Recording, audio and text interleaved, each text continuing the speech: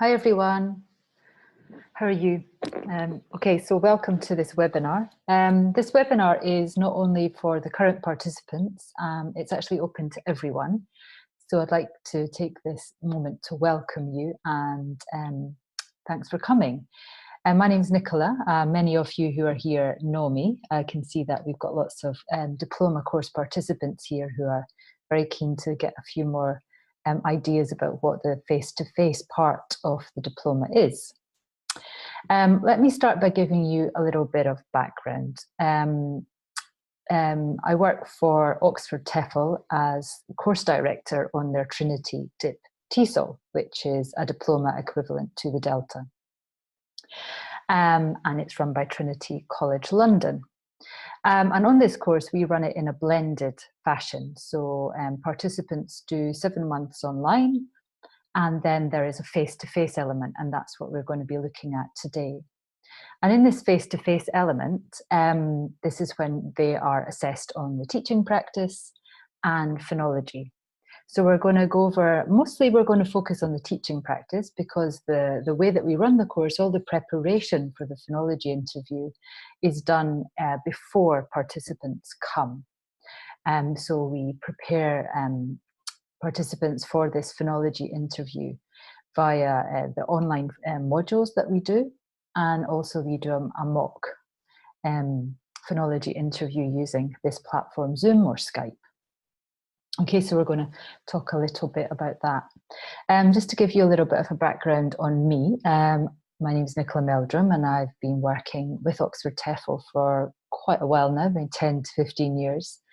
I actually did my certificate in TESOL back in 1999 with them, and then went on to do my diploma with them in 2003, and then got involved in teacher training on the certificate, and then moved on to working on the DipTESOL, and now I manage the DipTESOL course. Okay, so I'm going to share my screen with you now because I'd like to work through a few points. I'm going to keep the chat box open if I can. So please, as you're listening, post questions in the chat box. I think the way that Reese and Fran, who works for Oxford TEFL, have set this up is that it's more like a presentation where you're not with your video and audio, but you can ask questions in the chat box. And I'll be coming back at the end of the information bit, information giving bit, to answer all your questions. So there's going to be plenty of time for questions. Okay, so let me just share my screen with you. Okay, here we go. Okay, so as I said before, this is all about the face-to-face bit. So we're going to run through the basics a little bit, okay, to start with. The face-to-face part of the course lasts 3 or 4 weeks. It's 3 weeks in June, July, and September, and 4 weeks in August. It's 4 weeks in August because that includes the written exam, which is around about the 12th of August this year, and is usually around the 11th or the 12th, 13th of August.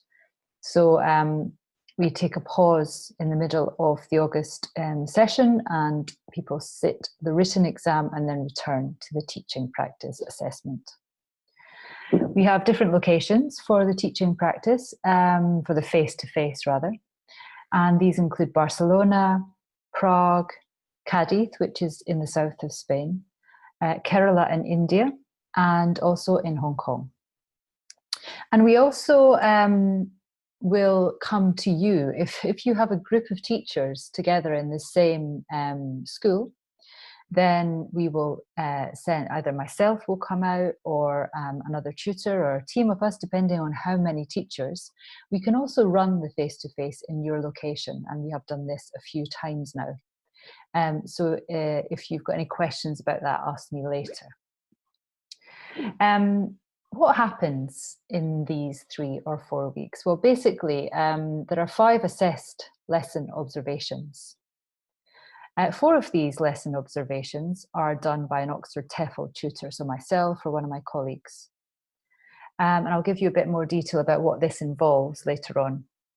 And then the 5th assessed lesson is done by the Trinity examiner. The weighting for these is very different. So for each internal assessment done by an Oxford TEFL tutor, it's 10% of the overall mark. And the external assessed lesson is 40%. And the final 20% is the teaching practice journal. And basically this journal is an account of those 4 internally assessed lessons. The 5th one is, the external is not included in the journal. And this journal is a record of those lessons. So in this journal, you include your lesson plans and some written evaluations of those lessons. Okay. Something that we do to help you get started on the face-to-face and get to know your learners a little bit more is on day 1, you actually observe your tutor or one of the tutors teaching the group that you will be working with. The teaching practice works very much like a cert TESOL or CELTA, where you are given a group for the 3 or 4 weeks and you're responsible for teaching that group. So you're either teaching or observing your peers, being assessed, doing some unobserved teaching. So right at the start of the 3 weeks or 4 weeks, you observe your tutor giving a lesson, and the tutor will get you involved and get you chatting to the learners. And this is also obviously an opportunity to see some very experienced teachers. And not only on day 1 will you see your tutors. Normally we do another lesson or 2, depending on how the course is going, where you have more opportunities to observe your tutors and teach a lesson.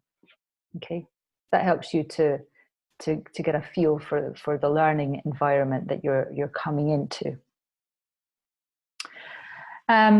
We also give you some time to get to know your learners. So as well as observing the tutor on day 1, and then, you know, maybe chatting or getting involved in some fun speaking activities with your learners, on day 2 of the course, you will teach the group that you'll be working with that week, and do either tag teaching, team teaching, or teach 30 minutes each. It's up to you how you organize it, and it's up to you what you do, but it's basically a lesson where you can get to know them better and do some needs analysis so that you can map out some useful lessons for your learners. There's lots of unobserved teaching as well, so that you can get to know the learners further, try out new things, and we also encourage you to team teach in these kind of unobserved hours. I think it's a good opportunity to experiment and try new things, learn from other teachers. And so if you've got any questions about that, maybe make a note of them now, and then you can ask me in a little bit. As well as the teaching practice, there's obviously some support from the tutors and from myself or whoever is the course director in the centre that you're going to be doing the teaching practice in. Obviously, the tutors are observing you, and they're all in touch. So often we come together and talk about some common needs, things that we've noticed in the lessons that we think we could workshop with you guys. So things like working with emergent language, error correction, task design, different ways of teaching language and skills. And we will do short workshops of about half an hour when we see a need or feel that it might be useful for you. And this is where we'll bring you all together and work with you.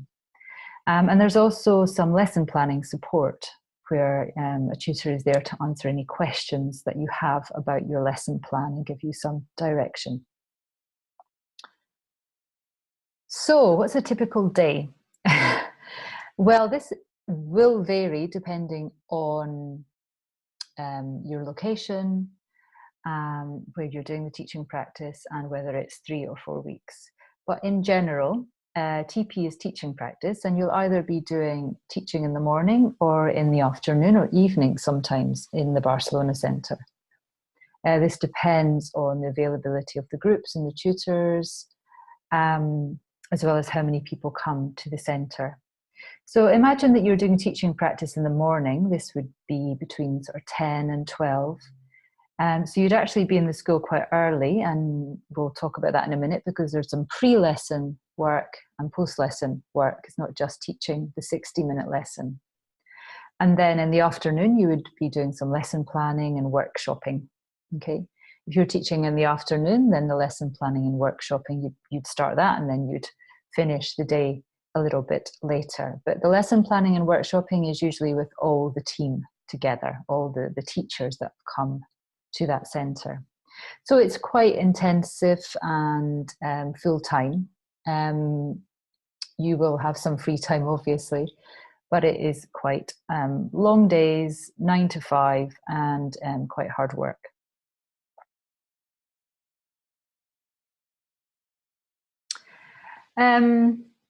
So within the teaching practice assessment, it works in the following way. This is how it's done. You write your lesson plan, and you give that to your tutor 20 minutes minimum before you teach, usually about 25 minutes, half an hour before you teach. And the tutor has 10 minutes to read the plan, and then they will speak to you about the lesson for 10 minutes. Okay, and they'll ask you some questions about your lesson plan.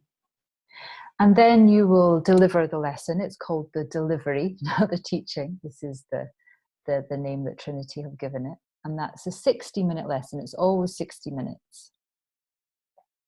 And then when the lesson finishes, you have 20 minutes to sit down and make some notes to reflect on your lesson and to some self-evaluation.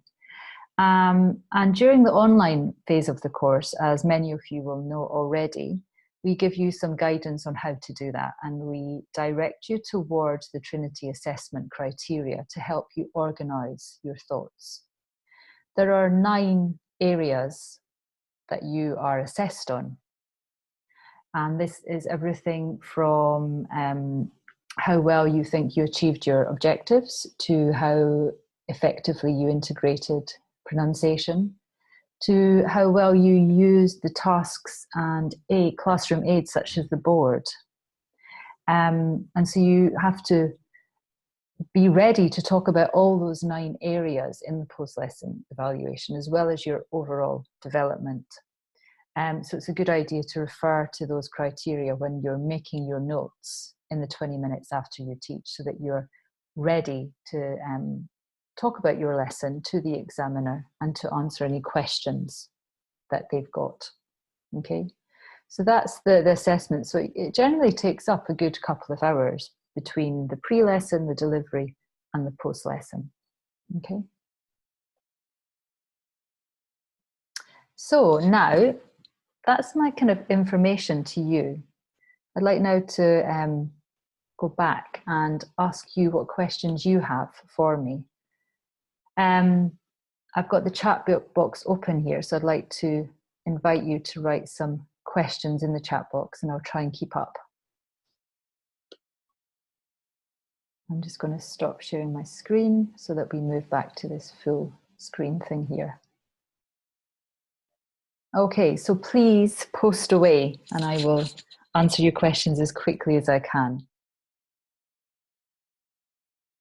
Any particular number of teachers for that? Can you expand on that, Simon? I'm not quite sure what you mean.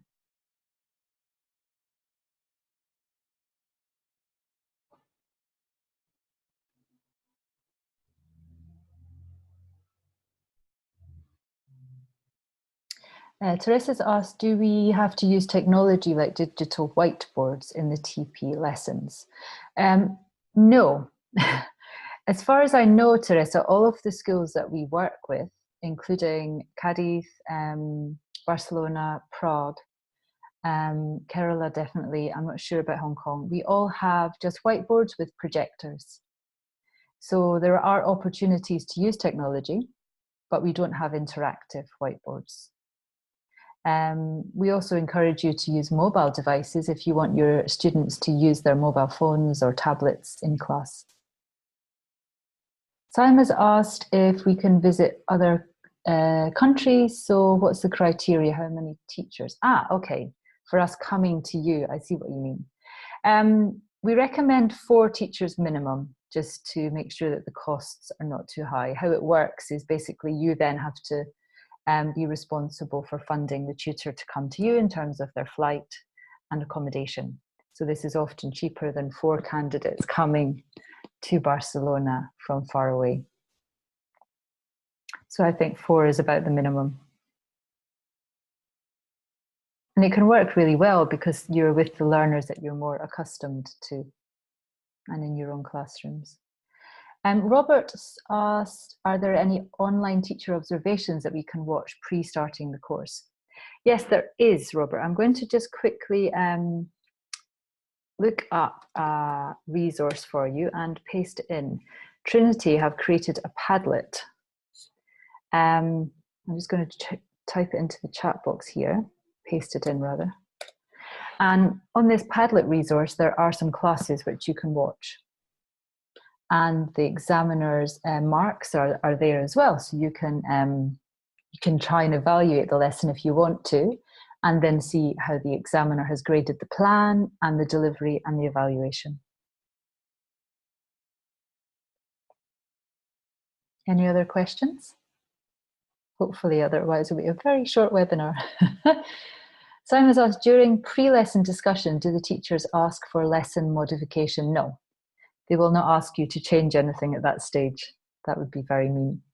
No, the modifications will happen way before that. You usually have a good 2 days to a day to write a lesson plan. Generally, you are teaching every second day. And so you have a few, or even every third day even, sometimes even more.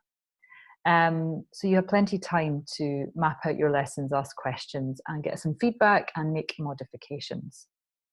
But we would never suggest that you change anything last minute.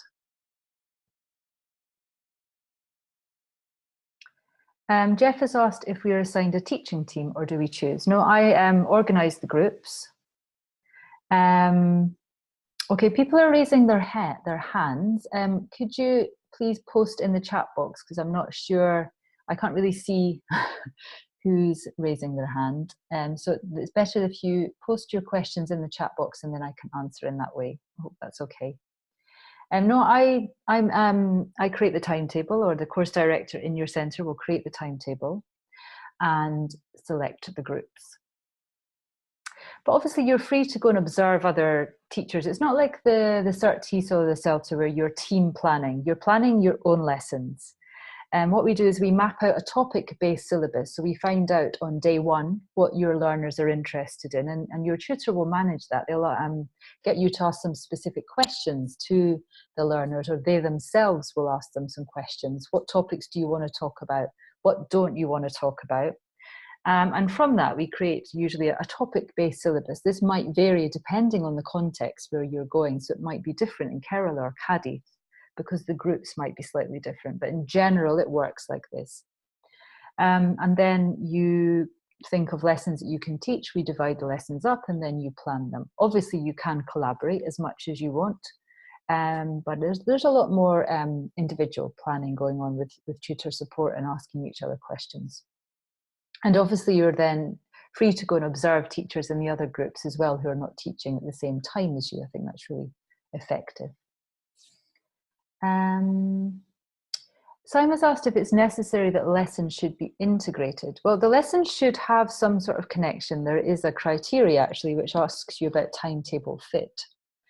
And the idea is that your lessons lead on from each other in some way. So there's either a topic-based connection, so you do a few lessons related to travel or free time, and there might be some linguistic connection and building from one lesson to another as well. But you don't necessarily have to follow on from each other's lessons. But what we do is we try and encourage you to make a table and write all the lessons in it, and then you include that in your lesson plan. And we often do that in Google Docs, so that everyone is going in there and mapping out their lessons. And we spend some time at the start of the course mapping out these lessons, so they have sense, and the learners are having have some sort of continuity, and there's a useful progression for them. What part of the 3 weeks are the observations in? Someone has asked. Actually, they're in all the weeks. So day 1, you observe your tutor, day 2, you teach unobserved, and day 3, you have a mock assessment. So the full run through that I talked about before. And then usually that will be on the Wednesday or Thursday. And then on the Friday, well, there's no class in Barcelona on the Friday, but there might be somewhere else. So the Friday and Monday is when you do your first official assessed lesson. And then usually it's every second day after that. So the assessments are kind of are spread out over the 3 or 4 weeks. David's asking, will the teaching groups be the same as the groups we're in now? No, not necessarily, because we have 2 intakes. We have October and January. This year they were November and February, but going forward they will be October and January. So if you're coming to Barcelona in August, for example, you'll find that there'll be people coming from both cohorts. So you might be meeting new people, as well as meeting some people who are in the same course as you. Robert's asked, are there also practice or past DipTESOL exam papers we can review? Yes. In the same Padlet, Robert, you will see exam question papers and sample answers or suggested answers there. And also for earlier exam papers, you can search them on the Trinity website if you just Google Trinity DipTESOL past papers. Okay. How many teachers will there be in each group? Asked David. Normally between 2 and 4. It really depends on how many people are coming. For example, this summer in July, we only have 3 signed up so far for Barcelona. So you'll be in one group of 3. But there are other months where there are 8 or 10. So sometimes I put you in groups of 4. It also depends on if there are any public holidays. And we have to squash the teaching practice up a bit. The levels, good question. The levels are usually pre-intermediate, intermediate, and upper intermediate advanced. Okay, we don't usually give you beginner learners because we don't have them in Barcelona really. Most of the groups that we have are starting at pre-intermediate up. They wouldn't be proficiency either. You kind of fall in the middle. And they're all adults. We are thinking about offering young learners, but that probably won't be until next year, 2019. But we have had quite a lot of interest in this, so it's something we're going to think about. And if you're interested in that, please do get in touch, because the more people that get in touch and say, yes, please, I'd love to be assessed teaching young learners, that's what I do and that's what I want to do, then we can really seriously think about putting it into action.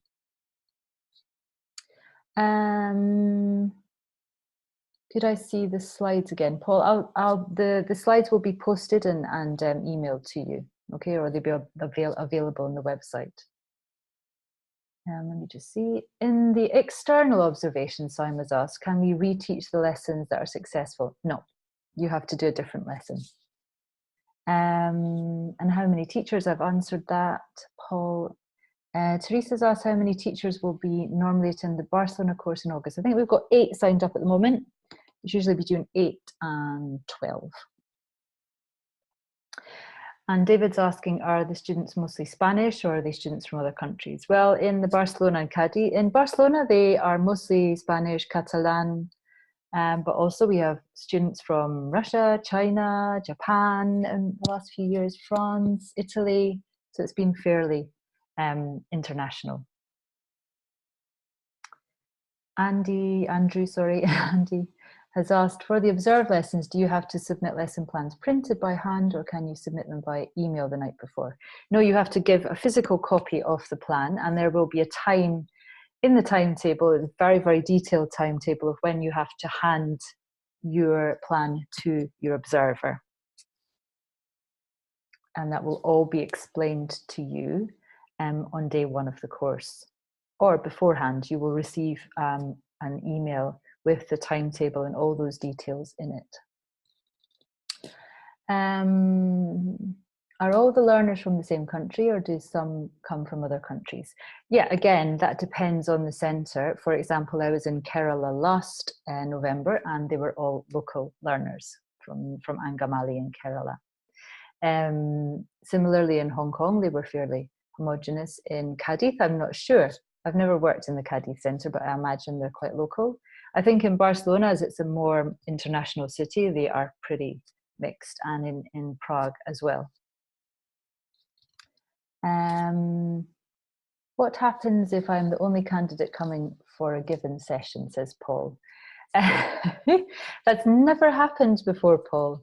But if it did, we would have to run it, and you would get lots and lots of individual attention, I imagine. But it's never happened before. Robert has asked if accommodation is offered. Yes, we always help you to organise accommodation if need be. And also we suggest that you guys get together and find your own accommodation. For example, this June, 2 or 3 of the candidates coming have found a flat together. And this seems to work very well because they can spend some time choosing the location near the school. And because they're all doing the diploma, they can be assured of a very quiet working environment. But we do have host rooms.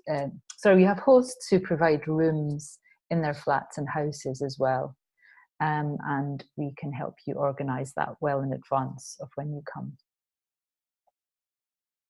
What's the name of the centre in Cadiz? It's Active Language, if you want to Google them.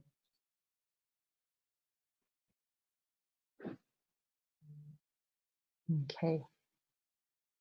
Got some more questions here. Who should we contact for accommodation? If you contact in Fran at TESOL@oxfordtefl.com, she'll be able to put you in contact with the right person in whatever centre it is.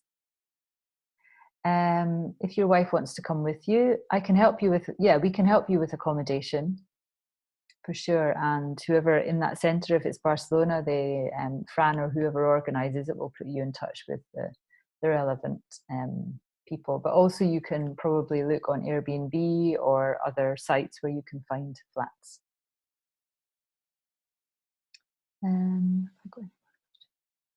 When shall we contact Fran about accommodation? No, you can contact her now, that's fine. As soon as you want. But again, Galina, if you're coming with, what I'm going to do soon is I'm just waiting to hear from everyone as to when they're coming. And then I will email you saying, right, okay, all you guys are coming in August, or you're all coming in July. Get in touch with each other. And then you can maybe talk about sharing a flat. And we can help you with that, or you can go off and find something together. So I'll be letting you know very soon who else is in your group.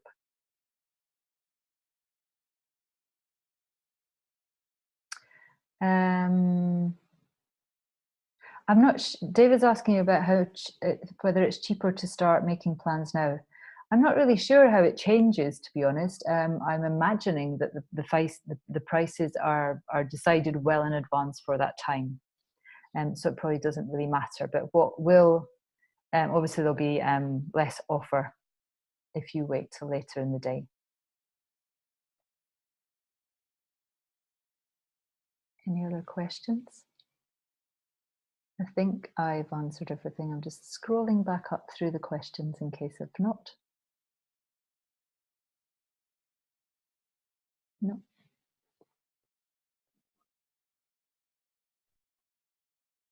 Do you sit the exam and then teaching starts? If you're coming in August, Galina, we will start the teaching practice in week 1 of the course. And then we will pause for a few days in week 2. And the exam is on the Friday of week 2. So you'll probably have Tuesday, Wednesday, Thursday off, and then sit the exam. Sometimes there are people on the August course who aren't taking the exam, so they carry on with their teaching practice in week 2. You take a break and then you go back to the teaching practice, and they have fewer classes after that. So we manage it around who's sitting the exam.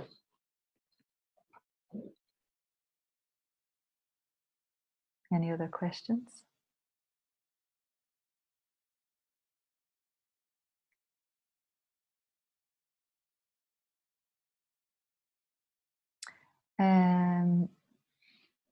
Andrew's saying he's off, okay. That's fine, Andrew. You can email me or post in the course. Robert's asking how many times you can sit the exam. As many times as you want. how Trinity work is they give you 3 years from the first date of your examination. So whatever unit you take first, it's 3 years from that date. So if you take the written exam as your first thing that you do this May, then you'd have 3 years from May. Sabina, for Hong Kong, if you get in touch with me, I'll put you in touch with Laura, who is the course director in Hong Kong, and she will get in touch with you with all the information. I know that she's already sent that out to some other teachers who are taking the course through English for Asia in Hong Kong. So just drop me an email and I'll put you in touch with her. And Paul's asking, you can do the exam later. Yeah, you can do the exam in May, August or November. Those are the 3 dates which Trinity offer the written exam. So if you feel that you're not going to be ready for August, then you can sit it in November. And there are lots and lots of centres all over the world where you can sit the exam. You don't have to come to us to do the written exam. You have to do it in a Trinity examination centre, but that's any place that's doing the TEFL or the GESE exams or Cert TESOL, lots of different places all over the world. Okay.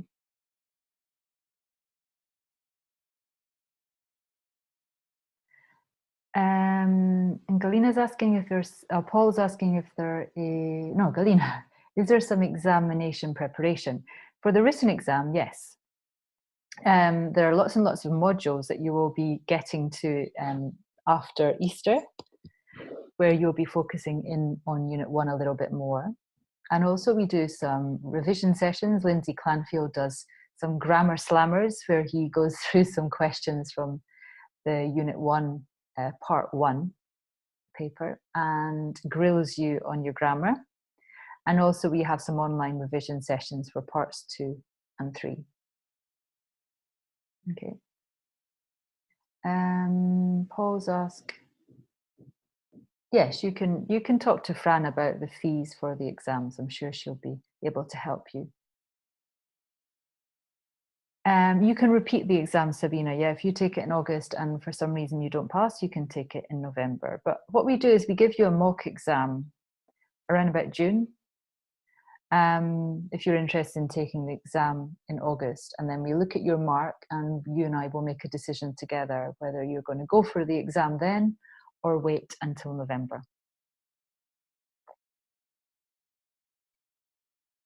No, Galina, yes, there will be some face-to-face revision sessions, but I really recommend that you do the revision sessions online before you come because you're going to be really busy. And then what usually happens is we give you a space, a room to work in, and you guys get together and you look at past papers, you test each other. Because by that point you should have really kind of got your head around the exam technique and it's more just practice, practice, practice. Okay. So I think it's better to get ready before you come. How many people fail this thing and is it horrific? Paul, do you mean Unit 1 or Unit 4? The written exam or the teaching? Neither are horrific, but the written exam, okay. The written exam is not horrific if you're up to speed on the online part and you do lots and lots of preparation. Sometimes the papers are a little bit tougher than others, but we do prepare you very thoroughly. So get reading Parrot and do lots and lots of practice. And Lindsay's sessions are excellent as well. And also the modules on Unit 1 will give you lots and lots of practice of answering Part 2 and 3 of the written exam as well.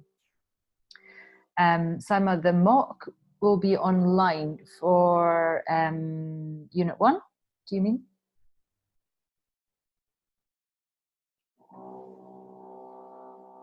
Yes, yes, I email you a past paper and you send me back your mock exam answer.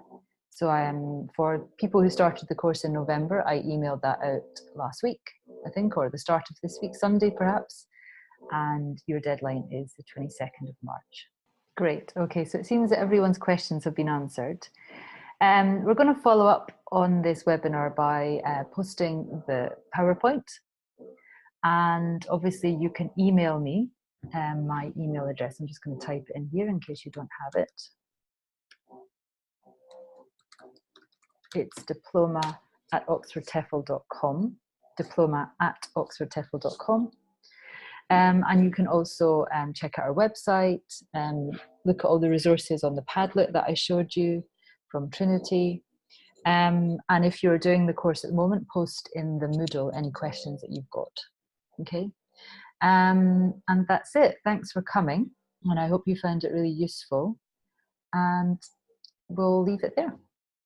Okay, so see you soon. Bye.